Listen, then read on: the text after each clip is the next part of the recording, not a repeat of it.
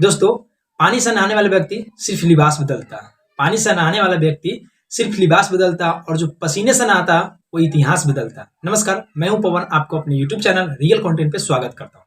तो दोस्तों, आज मैं बादलों से रिलेटेड एक पावरफुल कहानी सुनाने वाला हूं। तो चलिए मैं स्टार्ट करता हूं।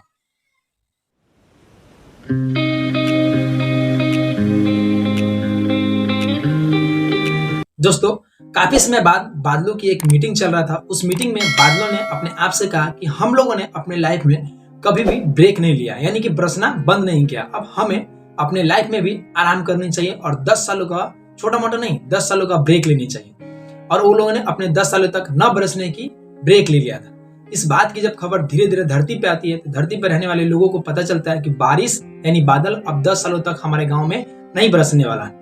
तो लोगों की एक मीटिंग आती है। उस मीटिंग में कहा जाता है कि अगर बादल 10 सालों तक नहीं बरसता है तो फिर हम अपनी खेती को कैसे कर पाएंगे, अपनी फसल को कैसे उगा पाएंगे। तो लोगों का भी एक मीटिंग में होता है कि अब हमें भी 10 सालों तक कोई खेती नहीं करना है, क्योंकि बारिश होगा नहीं तो खेती करने से क्या बेनिफिट है। लोग क्या करते हैं, गाँव के लोग अपना जो भी सामान होता है, जिनको खेती करने की जो भी सामग्री होती है, टूल्स होते हैं, उसको पैक करके रख देते हैं। फिर उसी बीच में एक व्यक्ति होता है यशपाल नाम का, जो अपनी बैल और हल को लेकर के अपनी खेत की ओर निकल पड़ता है।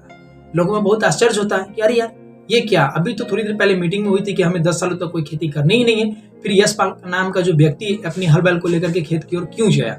लोग उसके पीछे पीछे जाते हैं और देखते हैं कि अपने खेत को जुताई कर रहा है। लोग उससे पूछते हैं कि यशपाल, जब बारिश तो होने वाली ही नहीं है तो तुम इस खेत में मेहनत क्यों कर रहे हो। उसका तो लोग बोल करके उसको समझा करके चले जाते हैं। फिर बादल आता है ऊपर से और उसको देखता है और उससे पूछता है, मैं तो 10 सालों तक बरसने वाला ही नहीं हूँ, फिर तुम अपने खेत में मेहनत क्यों कर रहे हो।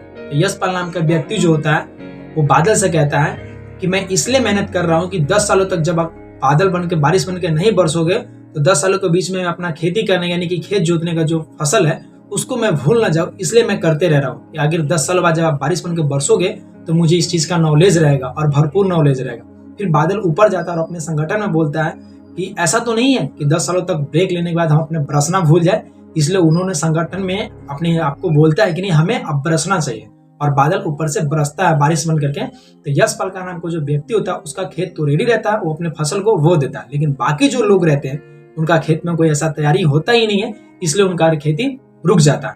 तो इसलिए कहते हैं कि कभी भी अगर आपके जीवन में रुकावट आता है तो उस रुकावट में अवसर ढूंढिए, अपने आप को प्रूफ करने का अवसर ढूंढिए कि हम अपने आप को इस रुकावट में प्रूफ कैसे कर सकते हैं। क्योंकि कुछ ही दिनों पहले हमारे देश में भी लॉकडाउन लगा था, बहुत सारे ऐसे लोग थे जो रोजगार थे, उनके पास बहुत सारा बिजनेस था, लेकिन उस लॉकडाउन में उनका बिजनेस बंद हो गया था। लेकिन उसी की ही बात, कुछ ऐसे परसेंट में लोग थे जिनका लॉकडाउन होने की वजह से काफी बेनिफिट और अपने आप को प्रूफ करके दिखाया कि नहीं, रुकावट में भी अवसर मिलता है और हम अपने आप को प्रूफ करके दिखाएं।